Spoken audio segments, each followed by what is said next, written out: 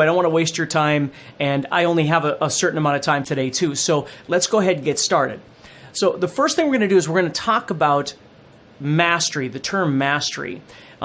If you've watched any of my videos, you know I don't use that term very often. I tend to use the term absolution. And the first thing I want you to do is I want you to just think about where you are in your guitar path, whether you're learning chords or whether you're learning scales or you're learning licks or you're learning songs or whatever it might be. And I want you to think about this, and I'm not going to waste your time, but I want you to think about this. Most guitar players tend to learn little pieces of a lot of different things that are all kind of floating around out here in, the virtual space.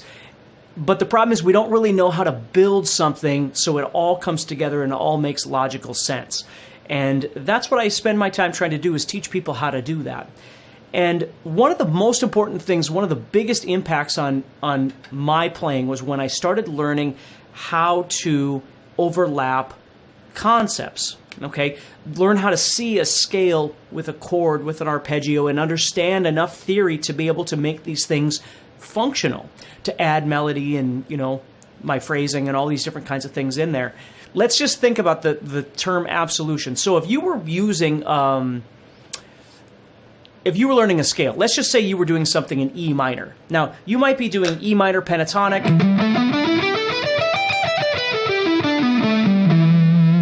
You might be learning diatonic, for instance.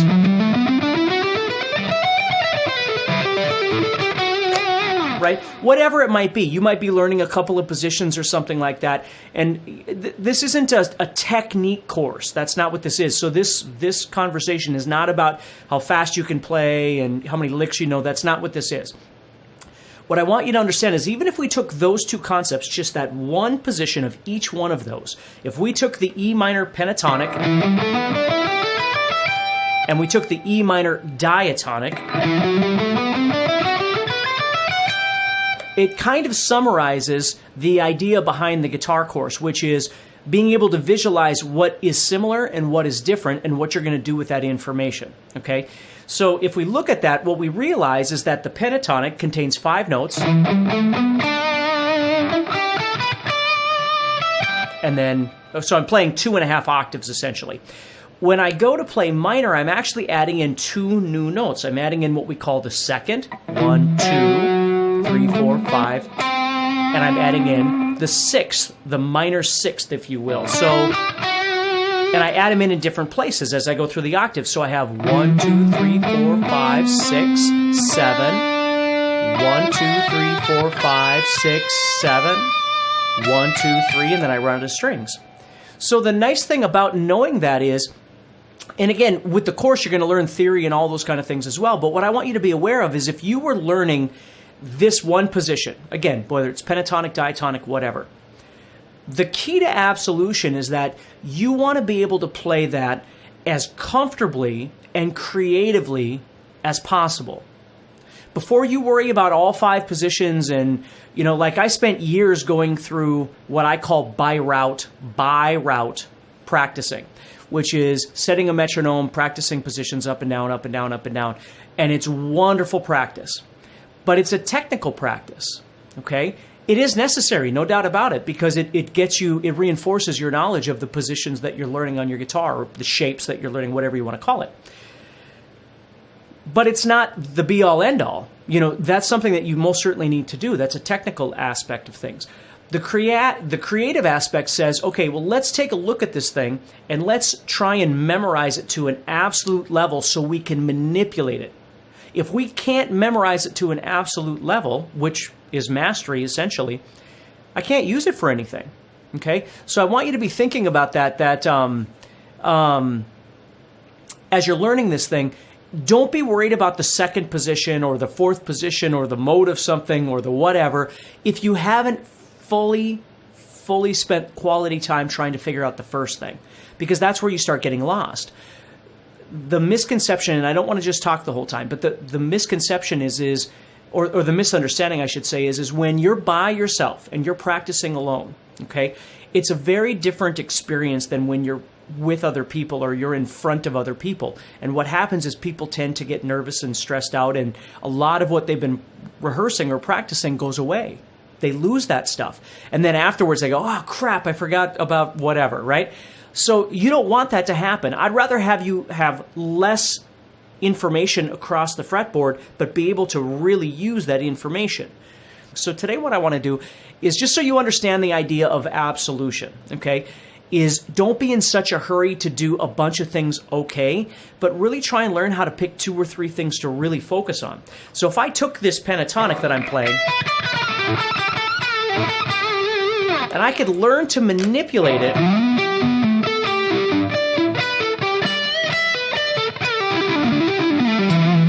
and do something cool with it, that I'm going to be able to use that more in the realistic situation. So if I'm given a jam track or people to play with, and I've already explored that creative space of that position, not just playing it up and down, not by route, but actually spent time trying to get to comfortable with it, knowing where things are, that's going to make all the difference in the world, okay? Now, the second idea I want you to think about is overlapping concepts, and this is huge. Okay, you always build to an absolute level. Please don't forget that. So I'm not going to keep going back to that, but just remember that for the rest of your life.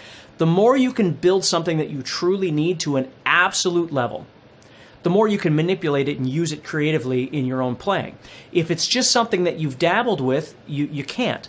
So overlapping is one of the most important things. So if you think about it, if I was playing this position of E minor, whether it's pentatonic or diatonic, right? And I can visualize a chord structure, or I know enough of my theory to know the notes, for instance, of an E minor chord or E, G, and B, right? So those are 2 different ideas. Let's go with the visual idea first. So if I had an E minor bar chord sitting right here, and I look at that and I see 12, 14, 14, 12, 12, 12, okay? As I'm soloing using whichever scale I'm working on,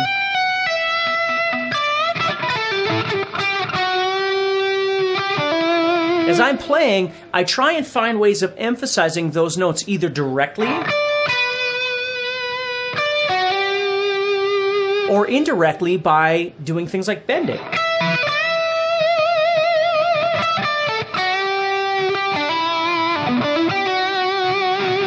Okay? So I start trying to visualize the 2 ideas over the top of each other. Let's say there was a D chord coming up next. Okay, so I was playing E minor to D or something like that. Then what I would want to do is visualize a D chord within the construct of that same position that I'm learning how to play. Well, that's what the cage chord system is to teach you how to play chords all over your fretboard, both major and minor chords. But let's say I just took the D chord here and I played it 1 octave higher. So I'm playing 14, 15, 14. Well, that's the construct right there. Okay, I see E minor sitting here and I see D sitting right here. So as I've got that pentatonic scale that I'm creatively exploring, or diatonic or whatever you're using, instead of just moving around, I start giving myself direction over that E minor chord. I start trying to target the sounds of an E minor chord. And here comes D. Now if you watch that, now what I'm doing is I'm taking the idea of what we call an arpeggio, and I start expanding that over the top. So let me show you what I'm doing here. Just make sure you've got this so you can practice this, and if you need to check out more, please click that Learn More button and you can learn more about this Fretboard Mastery course. But construct 1, right, is the scale shape, whether you're using E minor pentatonic or E minor diatonic. And again, you could be using other things, but that's what we're using for our example, okay?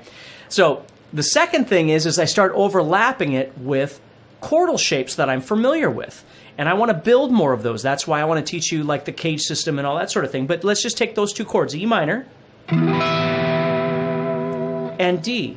And I'm visualizing those up there. So as the E minor chord is being played, then I'm trying to target something that has to do with that E minor.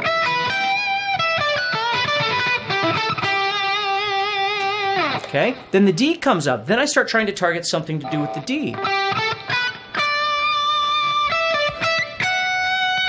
Now, if you were playing pentatonic, this would be a new note because you didn't have a 14 before in your pentatonic, but because it's part of that chord, it now becomes part of that scale.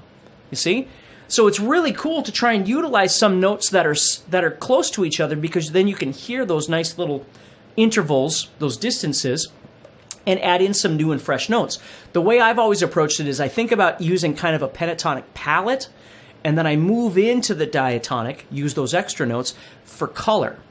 Now, I do shreddy things and things like that too, and you might as well, but I try and use those sparingly and then utilize that idea of playing some pentatonic and then adding some diatonic for color.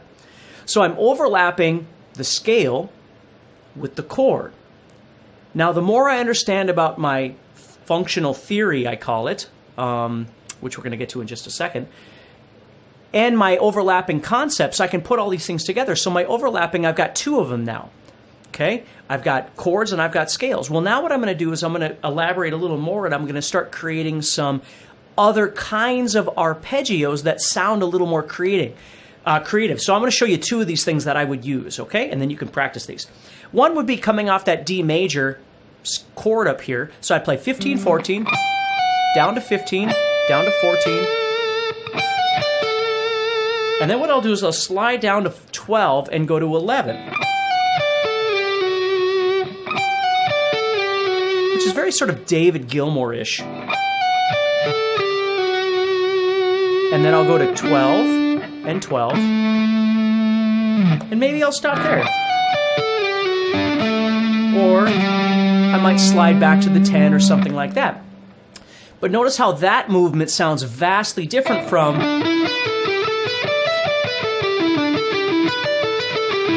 that scalar sound, right? And the scale sound isn't bad. It's just, there are two different ways of approaching it. So I'm using that scalar motion, and I'm targeting notes from the chord. And then I use that arpeggio idea to take me around the fretboard different and unique ways, which is what I love to do.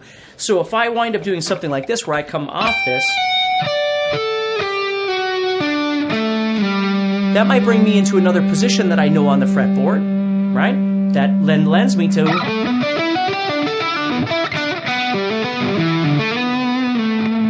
somewhere else. And that's the secret to this, is learning to overlap these ideas. Now, I would never worry about this stuff until I've got this thing built. And that's what I want you to think about. That's one of the most important things. Take your time. Build something absolute. When you go to practice every day, sometimes you practice, raw elements of technique and all these different things, and then you study. You just study your fretboard, right? You study a position, or you study an overlapping concept, whatever it is. But then you move into this other creative space and you start trying to manipulate everything. So what we've got so far is we've got understanding absolution and understanding the logic of you approaching your fretboard, so you're not overwhelmed by all these positions and all this theory and all these things. Take little pieces and try and find stuff that fits logically in a concept that works for you. Like right now, what I'm doing is just playing at the 12th fret. But I can overlap multiple ideas in this one place, and I can make some really great stuff. So number one is building to absolution, okay? Building these concepts, whatever they are. The second thing is then overlapping them together, okay, which we talked about. The third thing is functional theory. And make sure, if this is something that you're interested in, look for that learn more button so you can learn more about this guitar course and see if it's something that's going to work for you. Functional theory for me is not necessarily going really deep into music theory. I've got guitar courses that do that. But it's understanding enough theory so you can figure out what key you're actually in, what scale you actually need, what mode you actually need, what notes are in that chord, right? What chord tones or non-chord tones are you dealing with, so you can add some color into your current situation, right? Because we get this confusion sometimes that when we go to play, the first thing that happens is we don't even know what we're doing other than just moving around inside this shape, and we're hoping everything works out, right?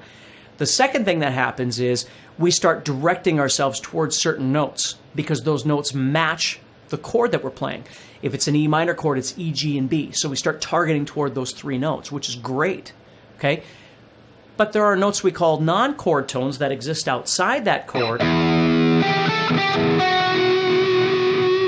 like that sound right there. Let me put it on the clean channel here.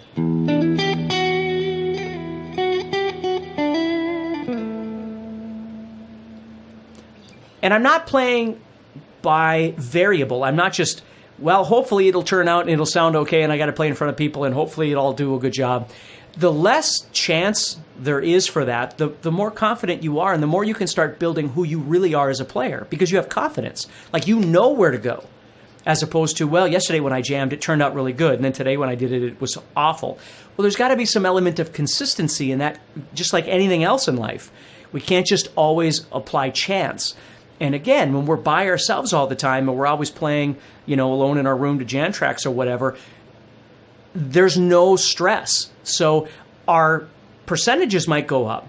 But when we get in situations where we actually have to work with other artists, that may not work anymore. And so, for me, I made a career out of playing with other people and getting hired to do shows or play on people's CDs or whatever it might be. And so my percentages have to be halfway decent, so they want to hire me back to do more work, right? So it's just something to think about a little bit. So that's, to me, what functional theory is. It's not just all deep theory for the next 5 years of your life. I think that's awesome, okay? But it's using theory to try and figure out what else you could do. So if I was in this situation of playing an E minor, and I've got the notes E, G, and B, and I know where those notes are, because I've been building my arpeggios, which we talk about in the course of. But then I've also got my non-chord tones.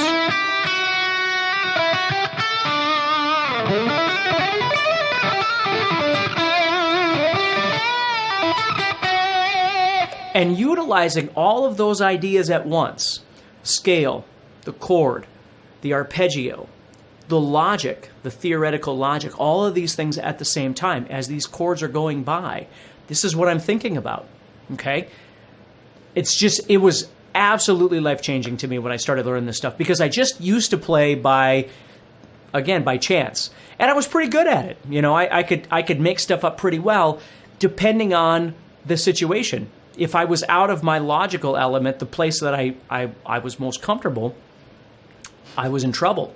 And so I started realizing that in my line of work, I wanted to play with lots of different people doing blues or rock or metal or pop or whatever. I wanted to do it all because for me, guitar playing is the fun of the guitar.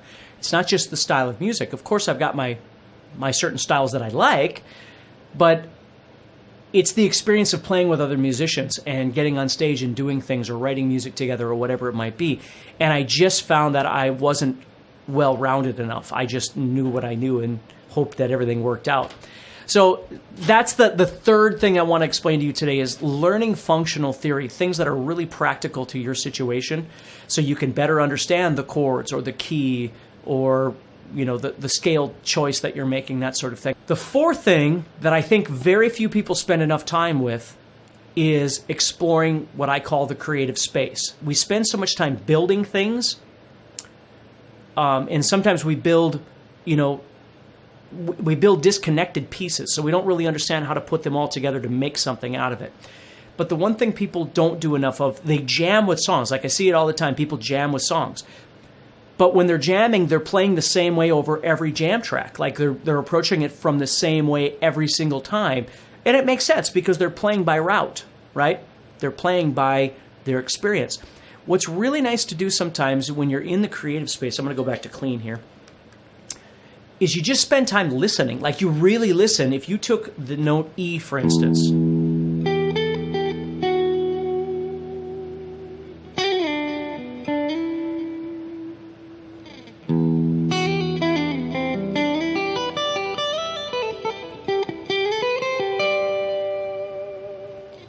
or major.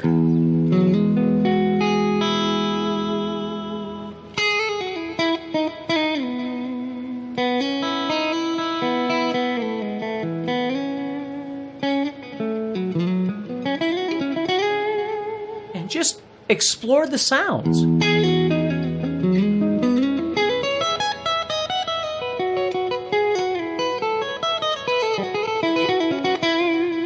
Now, as you watch me screw around like that, you're going to see all of these concepts happening at the same time, okay? my knowledge of the fretboard, which is my absolution, my mastery, okay, so to speak. Again, don't get me wrong. I never consider myself mastered at anything. I just keep going, okay? So that's why I like to use the word absolution in my world. You're seeing tons of overlapping concepts as I play, because it's what I really feed off of. And then there's functional theory, understanding that certain notes are going to sound better over certain chords or certain situations that I'm in. And then absolutely that last section of just sometimes I find myself an hour or two, I might just be exploring creative space, just screwing around on my fretboard, which is a lot of fun. And I want you to learn how to do this.